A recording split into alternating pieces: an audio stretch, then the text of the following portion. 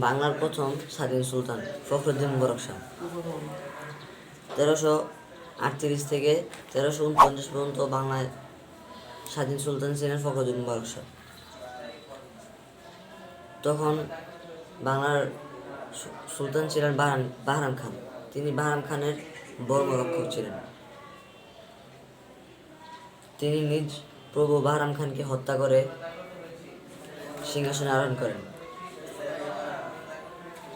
তিনি সিংহাসনে আরোহণ করার পর কদর খান ও ইজ্জুদ্দিন মিলিতভাবে তার বিরুদ্ধে যুদ্ধ ঘোষণা করেন। তিনি যুদ্ধে না গিয়ে সাময়িকভাবে পালিয়ে যান এবং বর্ষাকালের জন্য অপেক্ষা করেন। ওদিকে কদর খান ছিলেন অত্যন্ত লোভী ব্যক্তি। তিনি সোনারগাঁ থেকে যে ধন সম্পদ সোনারূপ সংগ্রহ করেছিলেন, তিনি তা সৈন্যদের মধ্যে বণ্টন না করে নিজের ঘরে রেখে দেন। এমনকি ইজ্জুদ্দিনকেও কিছু দিলেন না। কদর খানের সৈন্যরা তা নিয়ে বিদ্রোহ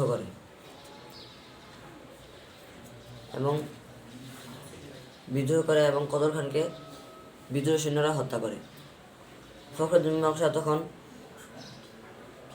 আবার চলে আসেন এবং কদর খানের সৈন্যরা তাকে সিংহাসনে বসিয়ে দেন এবং কদর খানের সৈন্যরা ফখরুদ্দীন মুবারক শাহর দলে চলে যায়।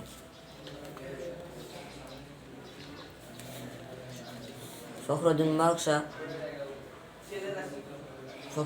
শাহের মৃত্যুর পর তার পুত্র ইখতিয়ার উদ্দিন গাজী শাহ 1349 থেকে 1352 সাল পর্যন্ত সিংহাসনে থাকেন। তারপর তাকে পরাজিত করে ইলিয়াস শাহ সিংহাসনে বসেন।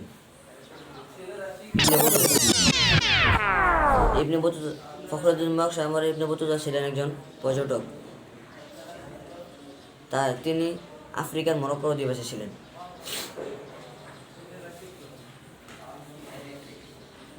তিনি দিল্লি থেকে চট্টগ্রাম আসেন এবং চট্টগ্রামের সন্দ্বীপে 3 বছর অতিবাহিত করেন এবং সেখান থেকে শাহজালাল রহমতুল্লাহ আলাই এর সাথে দেখা করার জন্য সিলেটে যান।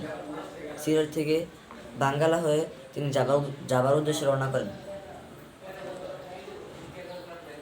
তিনি বলেছেন, বাংলাদেশের মতো এত ধন সম্পদ, শস্যাদি এবং বাজার দ্রব্যের মূল্য এত কম এর আগে আমি কখনো দেখিনি।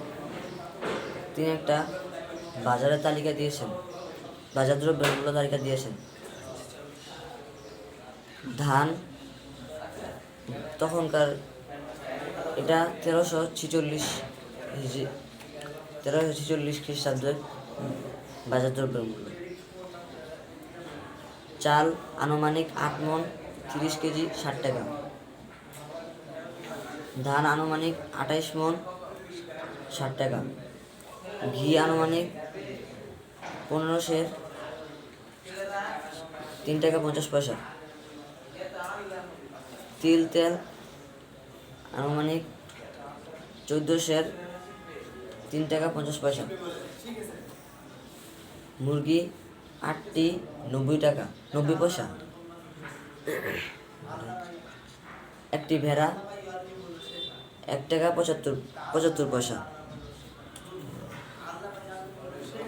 দুগ্ধবতী গাভী একটি 21 টাকা।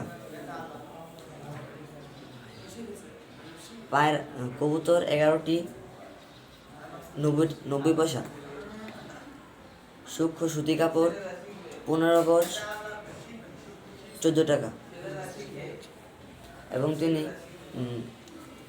দেশে দাসী ক্রয় বিক্রয় দেখেছেন এবং তিনি নিজে একটি আশুরা নামনি দাসী কিনেছেন 10 টাকায়।